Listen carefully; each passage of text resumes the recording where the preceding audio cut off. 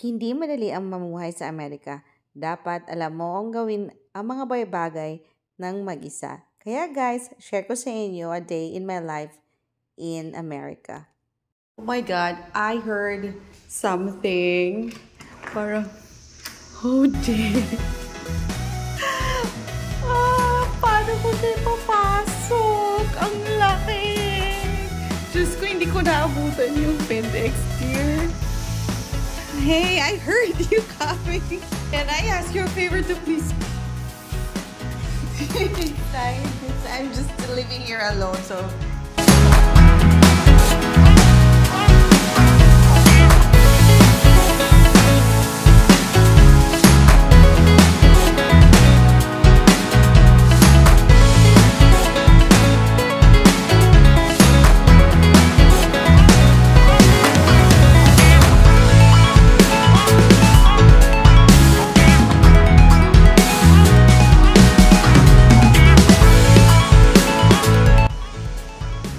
Okay, you're welcome.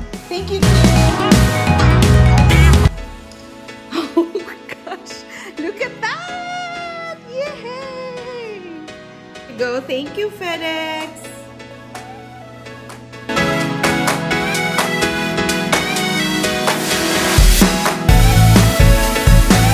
So here it is. It's all here. Oh, kulang pa ng isa. Meron pa isa. And, yeah! Unboxing tayo ngayon. Oh my God!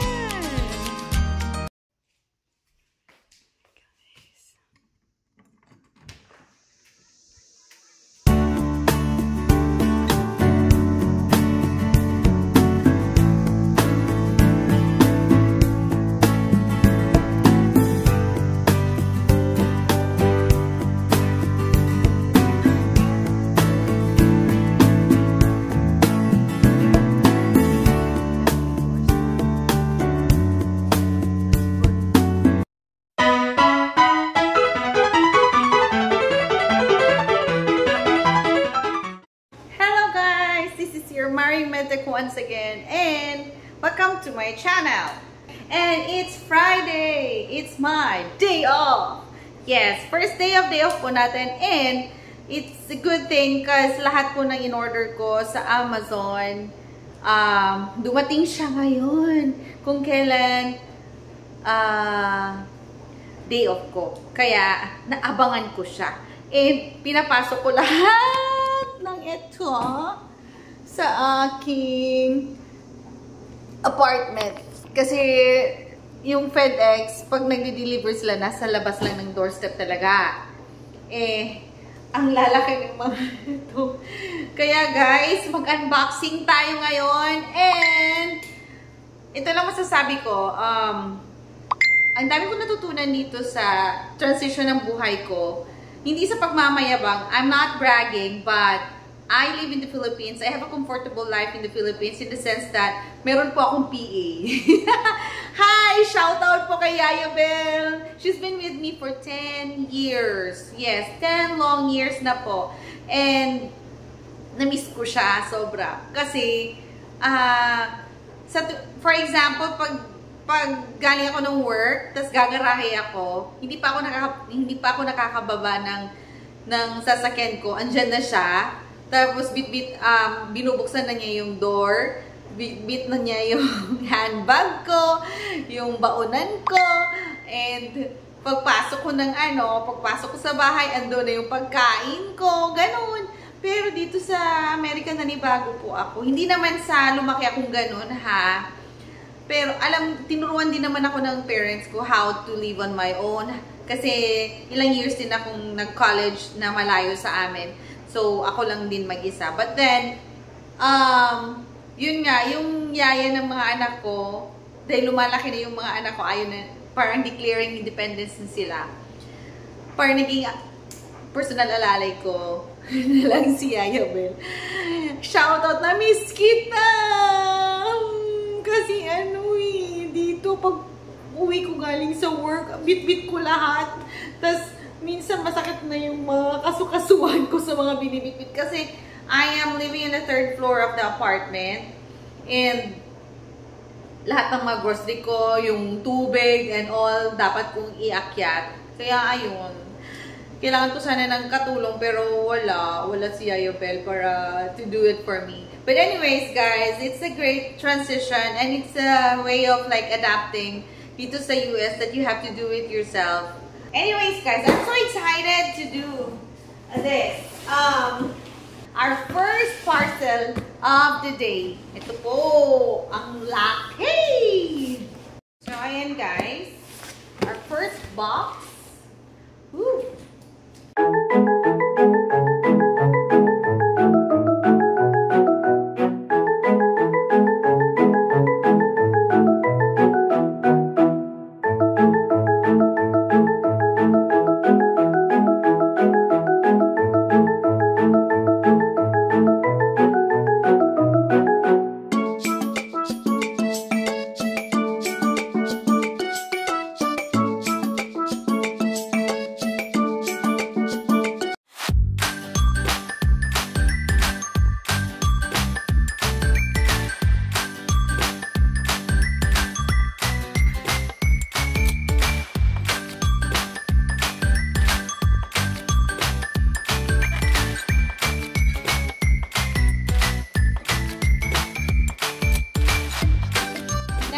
Package or next box, yan, ano to, console table.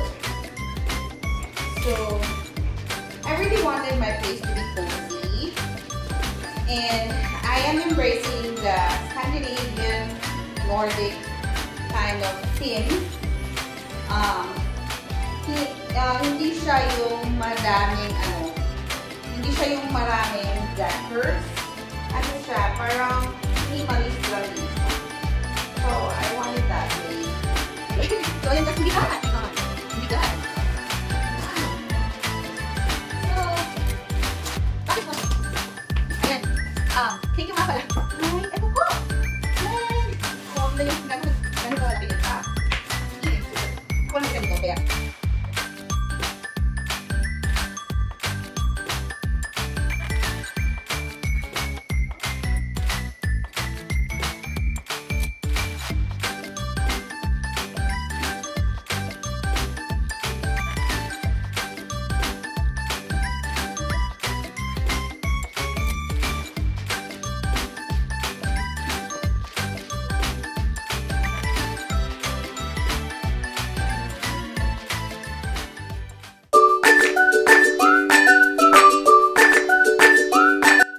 Sa Amerika, kahit babae ako, nasubok ang aking kakayahan kung paano ako gumamit ng mga kasangkapong pangkumpuni.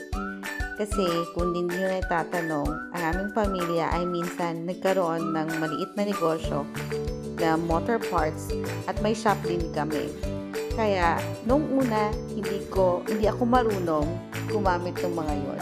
Pero dito sa Amerika, natutunan ko and nai-apply ko kung paano gamitin ang mga kasangkapang iyon. Kaya, masasabi ko na sa buhay, hindi lamang dapat matalino ka, dapat madiskarte ka rin. Kasi ika nga, ligtas ang may alam.